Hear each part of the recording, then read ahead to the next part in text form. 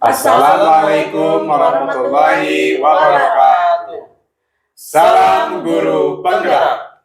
Perkenalkan, kami CGP Angkatan 11 Kota Bandung akan melakukan demonstrasi kontekstual dengan modul 2.3 coaching dalam supervisi akademik dengan Bapak Fasilitator Bapak Ahmad Saroni, SPD, SIP, MPD, dan Ibu Pengajar Praktik Ibu Marwiyah, MPD. Perkenalkan, saya Ujang Ridwan dari SMP Ganesha, Kota Bandung. Sebelah kanan saya Chandrawan Satria dari SMA Negeri 11 Kota Bandung. Dan sebelah kiri saya Herni Herawati dari SDN 167 Menggergirang, Kota Bandung. Baik, kami akan berperan belajar mencoba menjadi seorang observer, seorang coach, dan seorang coachee. Selamat menyaksikan. Assalamualaikum Bapak Ujang, bagaimana kabar hari ini? Waalaikumsalam warahmatullahi wabarakatuh. Pak Chandra, alhamdulillah sehat selalu. Bagaimana dengan Pak Chandra? Alhamdulillah kabar baik juga Pak Ujang. Nah, Pak Ujang, sebelum Bapak melakukan proses coaching, Ya. di sini saya sebagai supervisor akan menjelaskan terlebih dahulu tentang rubrik penilaian yang memang akan saya gunakan sebagai acuan ketika mengobservasi proses coaching yang Bapak lakukan. Ya. Nah, izin. Pertama, proses coaching itu harus dilakukan sesuai dengan prinsip coaching, yaitu kemitraan, terus proses kreatif, memaksimalkan potensi.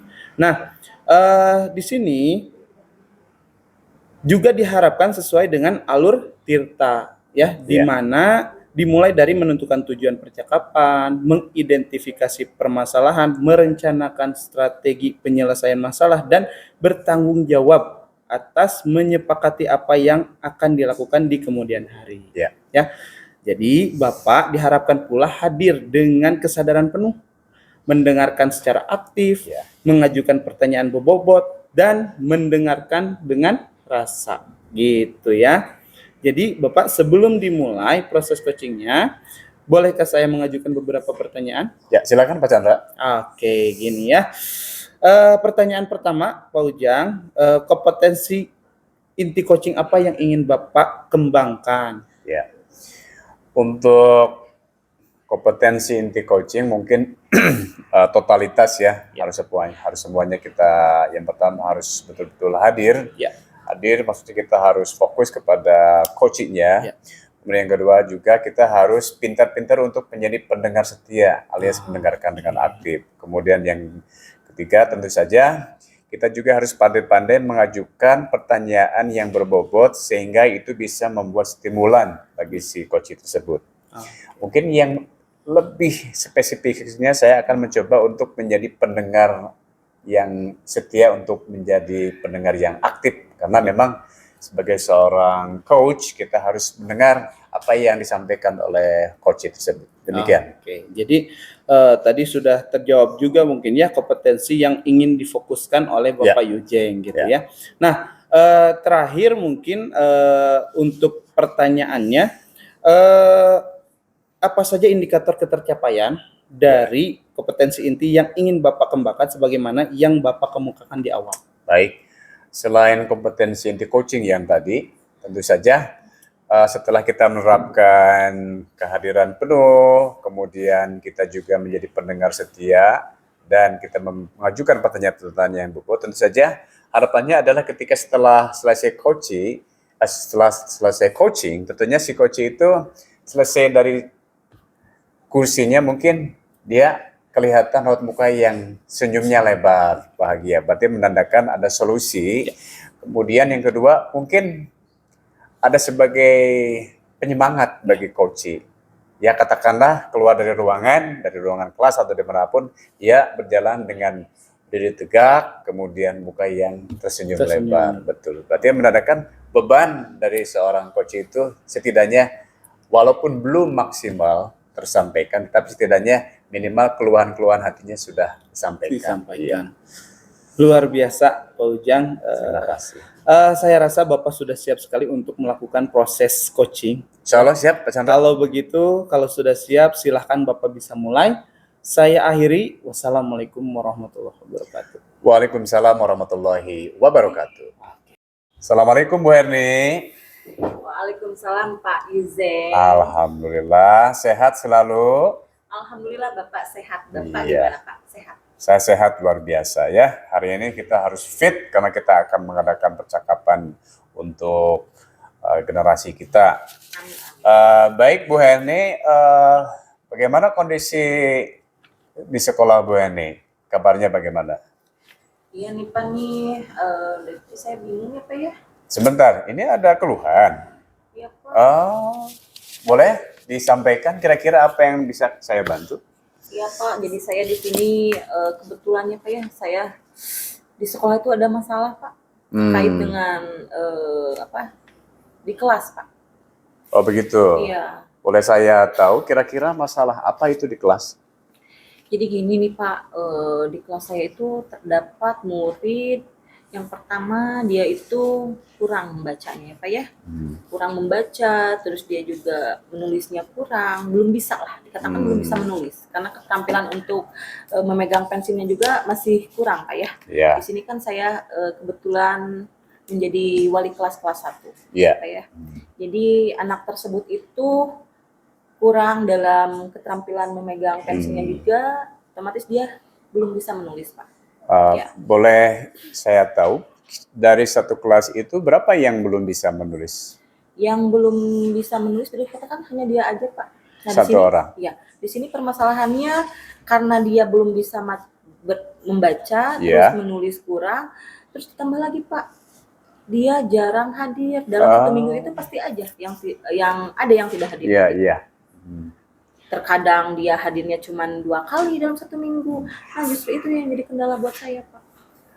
Absensi kurang, kemudian motoriknya juga kurang. Apakah itu sudah sepengetahuan orang tuanya? Iya, dari awal kan saya melakukan diagnosis ya Pak ya. Iya. Asesmen awal pas pertama masuk itu sudah orang tuanya sudah mengetahui Pak. Berarti kedua belah pihak ya, Iya. antara orang tua dengan wali kelas sudah sama-sama memahami. Bagaimana dengan pihak kepala sekolah? Sudah tahu bahwa di kelas Bu Heni itu ada siswa yang memang kemampuannya kurang? Justru itu Pak, untuk saat ini saya belum berbicara sama pimpinan saya terkait dengan kasus yang saya hadapi sekarang. Baik. Jadi ada siswa yang menulisnya belum bisa lancar, mungkinnya Iya, bukan tidak betul, bisa. betul, Kemudian betul absensinya juga kurang. Satu Kurang, minggu Pak. paling hadir berapa? 2 kali Pak. 2 kali. 2 hari, ya. 2 hari. Baik. Nah, karena Bu Heni sudah menemukan masalah anak tersebut, kira-kira nih langkah-langkah apa saja yang akan Bu Heni lakukan? Yang pertama mungkin langkah yang akan saya lakukan Pak, saya akan berkoordinasi dulu mungkin ya Pak ya sama pimpinan kepala sekolah. Terus saya akan berkoordinasi dengan rekan sejawat. Ya. Terus saya akan melakukan home visit Pak ke rumah anak tersebut untuk menanyakan, menggali informasi. Kenapa anak tersebut jarang hadir di sekolah? Apakah itu sudah dilakukan atau belum? Belum sih Pak. Belum. Tapi saya sempat sudah melakukan lewat WhatsApp. Terus langkah yang urgent yang dilakukan sebelum merencanakan ABC, kira-kira apa yang paling pokok yang harus dilakukan oleh Bu Heni sebagai guru kelasnya? Langkah yang pertama, paling ini ya. Ya. Saya akan berkoordinasi dulu Pak. Karena saya butuh dukungan dari kepala sekolah, dari pimpinan Pak. Itu dulu mungkin. Baik. Untuk melakukan suatu tindakan, sebelum saya melakukan itu tindakan, mungkin saya akan berkoordinasi dulu dengan pimpinan. Ya. Kira-kira kapan rencana untuk semacam tadi home visit, kemudian dan lain sebagainya? Rencananya kapan? Selain kan sekarang itu via WhatsApp ya? Iya. Nah, rencananya ke depan kapan kira-kira home visit dan lain-lain? Secepatnya mungkin Pak, saya akan melakukan kunjungan ke rumahnya supaya saya mendapatkan hasil secepatnya juga Pak. Kalau jarak rumah siswa ke sekolah jauh apa dekat? Lumayan dekat sih Pak, kalau diperkirakan lumayan dekat.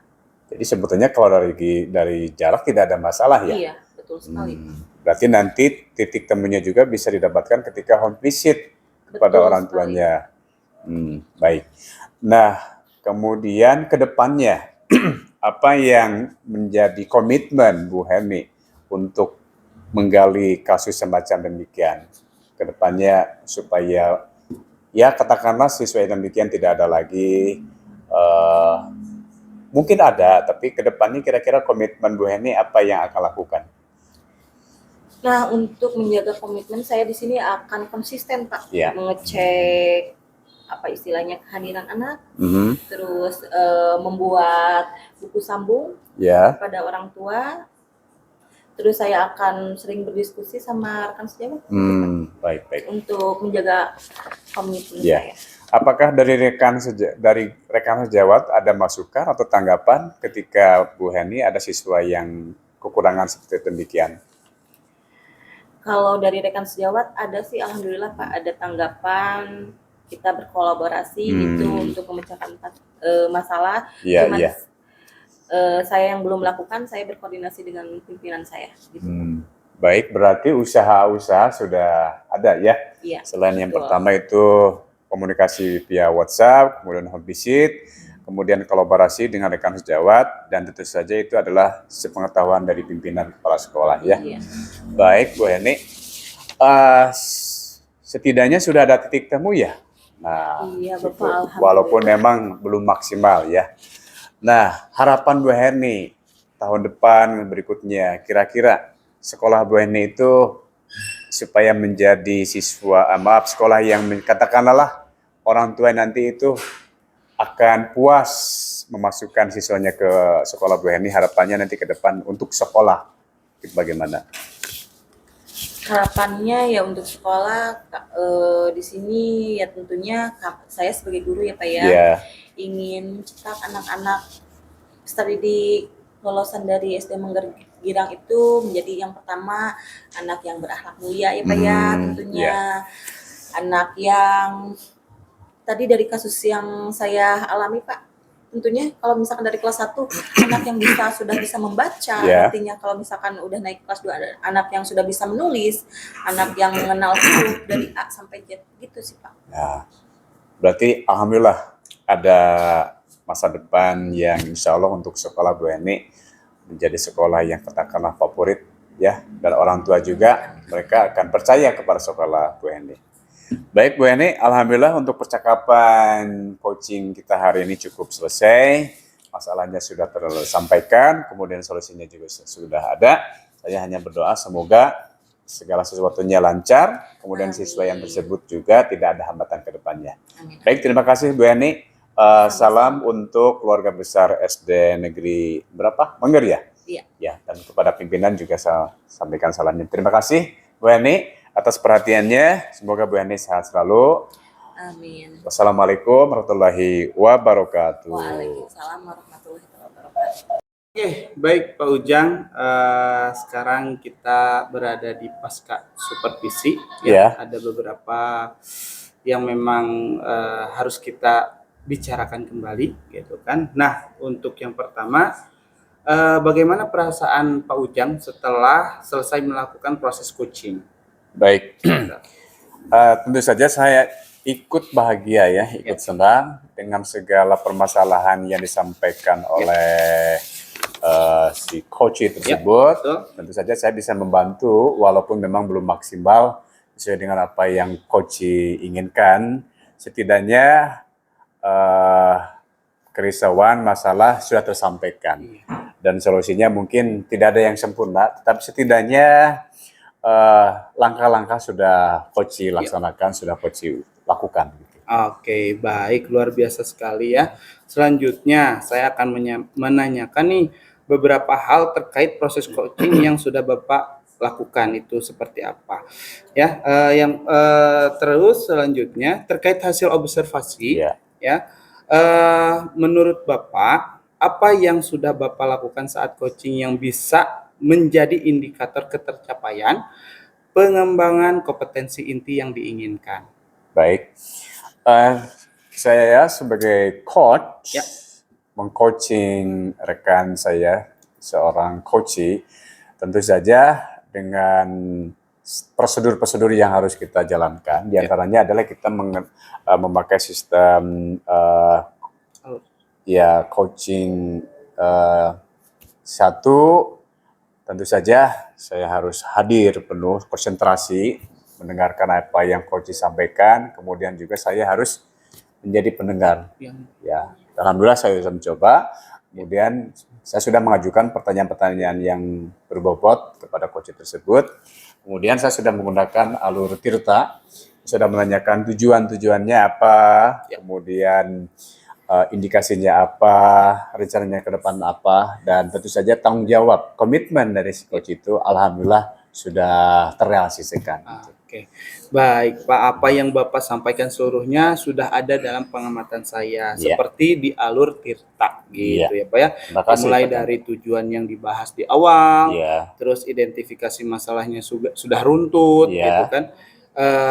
Rencana aksinya yang sudah membuat coach menjadi paham dengan apa yang harus dilakukan, kemudian komitmennya juga sudah dibahas semuanya. Luar biasa sekali Pak. Nah, untuk proses kemitraan tadi saya